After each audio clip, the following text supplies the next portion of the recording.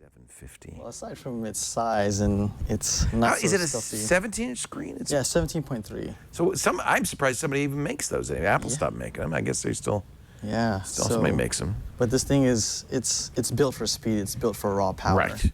And it's one of those things like, you remember back in the days we used to lug our PCs around and play the games. Right.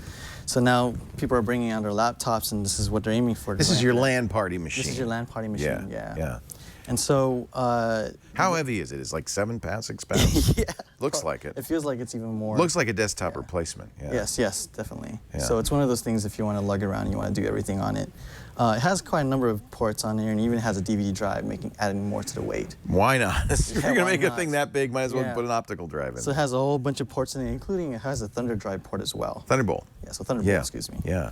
But that's interesting. We know we're just starting to see PCs with Thunderbolt. Yeah. So this is in line with like some of the stuff like, you know, Alienware, MSI, and all these other guys, including Razer, which is now starting to get into that. Yeah, phase. in fact, I think Chad's reviewing the Razer for a later episode. So I guess when it comes to gaming laptops, the things you care most about are speed for gaming, great keyboard and mouse combination, because that's how you control the game, and a screen that really looks good and is immersive. Yeah, how does it rate in those categories? So for the screen, we're looking at full HD, so it's 1920. So it's your standard, you know, full HD. And then you have your full keyboard, including your number pad. That's kind of funny, but I guess for some games you use that number pad. Yeah, so some people are switch-handed and they'll, you know, they'll actually try to do, you know. No, I do that. I'm a lefty, so I do that. Okay. So it's perfect for like when you have the trackpad over here. It's a little bit harder if you're going to be controlling with your WASD setup and try to control. That's not ideal, is it? Yeah. So you're going to have to need a mouse when you're going to use this. But you know, if you're already carrying 6 pounds of hardware, you can carry a couple ounces of mouse. Definitely. Let's see what that screen looks like. It's touchscreen? So yeah, it's well, this one is not touchscreen. Not touchscreen. Windows 8. Yes, Windows 8. And we'll just go through some stuff here. Here's what the desktop obviously is going to look like.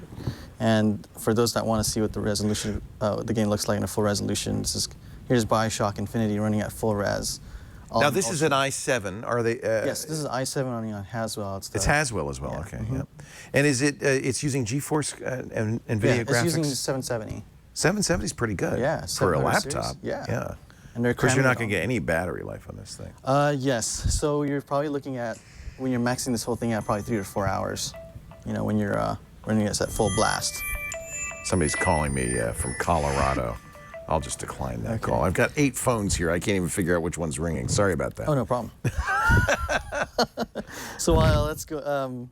Pretty much, this is running at full blast right now. I'm not like tracking down any enemies or anything. Pretty good frame rate? It's a very good frame rate. It looks good. And actually, the quality looks pretty good, too. The quality is great. Yeah. And, I mean, this is running at full blast. You know, obviously, you'll have some frame rate dips when you start. How hot does it get? How fast do the fans blow? Is it really? It gets pretty hot. Is it about to take off? Yeah, it's about to take off. And you have, you know, basically the blowers where they typically are located. But it's pretty good, actually. You know, I did a benchmark. BioShock has its own benchmarks that you could run. And for those who are interested in it, there's actually, I put them right over here. Okay. And so it runs at about, you know, 12 or 62 frames per second on average. Okay. Yeah, which is more than enough. It's adequate, yeah. Yeah, and at the max it runs at 216, so it's really, really good. Okay. Then I ran this other second benchmark called 3D Mark, which a lot of the gamers use, and I got this. And right now it runs 69% better than a lot of the other gaming laptops. What was the raw number? I see the raw number. It's 19384. 19384 is good. And is that the OpenGL benchmark? Yeah. So that's good. That's it's great, and it does all this stuff in it. You're just right in between, you know, the high-end gaming PC and you know, typical gaming laptop. When you have it cranked up like that, does it feel hot? I mean, would you? Yeah, it does. Yeah. So I mean, a lot of the times too is when you're working on the keyboard, you can feel a little bit of the air coming out through the keys. Especially when it's backlit like this. That's okay. So you're flying along. Yeah, exactly. Yeah. How's the audio on that? The audio is actually pretty good. Yeah. So this has what they call sound media. It's one of their Asus's, you know, proprietary type of, but it has also an amplifier, and it doesn't sound tinny. It actually sounds very full in terms of at least bass-wise.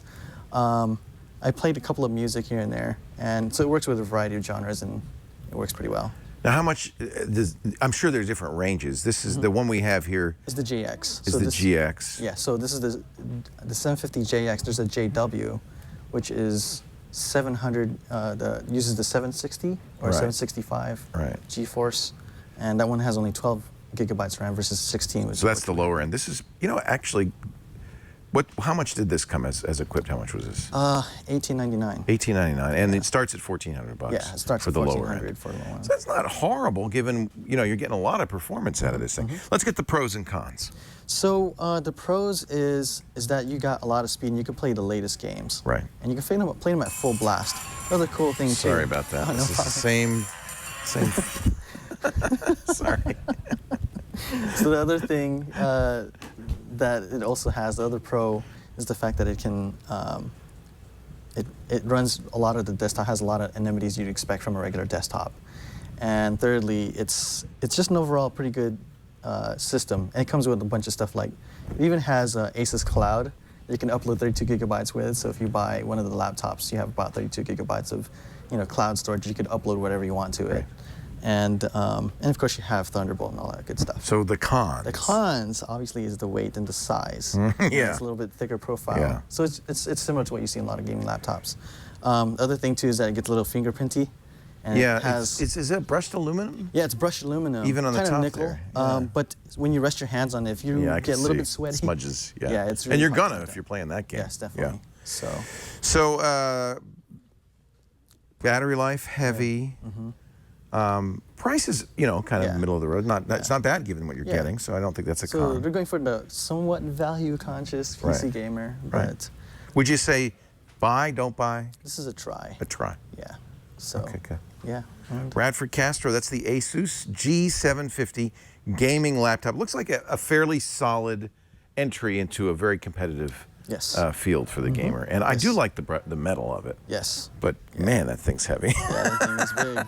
Yeah. Hey, thank you, Radford. Radford Castro, in charge of engineering here. You can find out more about this fantastic offer by clicking the link in the description.